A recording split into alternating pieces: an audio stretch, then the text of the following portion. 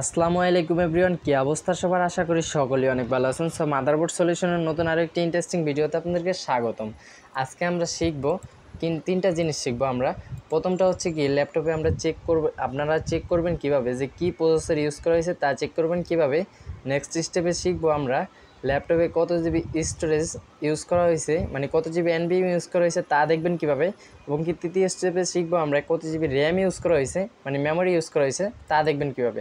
So আজকের এই ভিডিওতে সম্পূর্ণ প্রসেসটি দেখাবো আমি, কয়েক মিনিটের ভিডিও, স্কিপ করবেন না, ফুল ভিডিওটাই কন্টিনিউ করবেন। সো তার জন্য ফার্স্ট অফ অল আপনারা দেখতে পাচ্ছেন মাউসের অ্যারোটাকে আপনারা নিচনে নিয়ে আসবেন। এইখানে নিয়ে আসার পর এই যে দেখতে পাচ্ছেন আমার হাতে থাকা মাউসের এটা হচ্ছে লেফট বাটন, এটা হচ্ছে রাইট বাটন। আপনারা জাস্ট রাইট বাটনের উপরে ক্লিক করে দেবেন। করার পর দেখতে পাচ্ছেন উপরে একটি অপশন আছে টাস্ক ম্যানেজার, এটার উপরে জাস্ট ক্লিক করে দেবেন।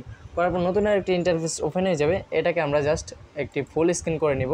করার পর এখানে উপরে একটু লক্ষ্য করলে দেখতে পাবেন যে পারফরমেন্স নামের একটি অপশন আছে। আপনারা জাস্ট মাউসের অ্যারোটাকে এটার উপরে নিয়ে ক্লিক করে দেবেন। করার পর দেখতে পাচ্ছেন নতুন আরও একটি ইন্টারফেস ওপেন হয়ে গেছে। সো এখন আপনারা যেটা করবেন, এই যে উপরে দেখতে পাচ্ছেন সিপিইউ নামের একটি অপশন আছে। সো সিপিইউ হচ্ছে যে সিপিইউ প্রসেসরের সকেটকে মূলত সিপিইউ বলে থাকি আর কি আমরা। সো সিপিইউ মানে হচ্ছে যে প্রসেসরের সকেট। সো এটার উপরে যদি আপনারা ক্লিক করেন, আপনারা কিন্তু দেখতে পাবেন যে এটাতে কি প্রসেসর ইউজ করা হয়েছে। সো এটাতে ইউজ করা হয়েছে রাইজনের এএমডি মানে হচ্ছে রাইজনকে আর কি এএমডি বলে থাকে। সো এএমডি রাইজন 7 প্রোর একটি প্রসেসর ইউজ করা হয়েছে, 5850 ইউর একটি প্রসেসর ইউজ করা হয়েছে। সো তারপরে আপনারা দেখবেন কীভাবে যে কত জিবি র্যাম ইউজ করা হয়েছে, মানে মেমোরি ইউজ করা হয়েছে। তার জন্য এখানে নিচনে একটি অপশন দেখতে পাচ্ছেন, মেমোরি নামের একটি অপশন আছে, এটার উপরে জাস্ট ক্লিক করবেন। করার পর ঠিক সেম প্রসেসে ডান পাশে একটু লক্ষ্য করলেই দেখতে পাবেন যে 16 জিবি। সো আপনাদেরটা যত জিবি ইউজ করা আছে আপনারা চাইলে এখান থেকে দেখে নিতে পারেন। সো আপনারা যদি একটি ল্যাপটপ কিনতে যান সেক্ষেত্রে এগুলো চেক করবেন।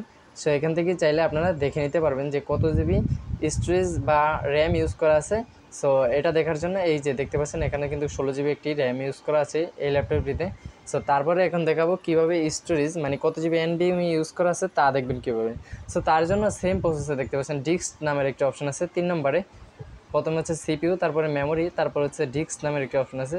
ডিস্কটা ক্লিক করলে আপনারা একটু ডান পাশে লক্ষ্য করলেই দেখতে পাবেন যে এটাতে কিন্তু 512 জিবি একটি এনভিএম ইউজ করা আছে।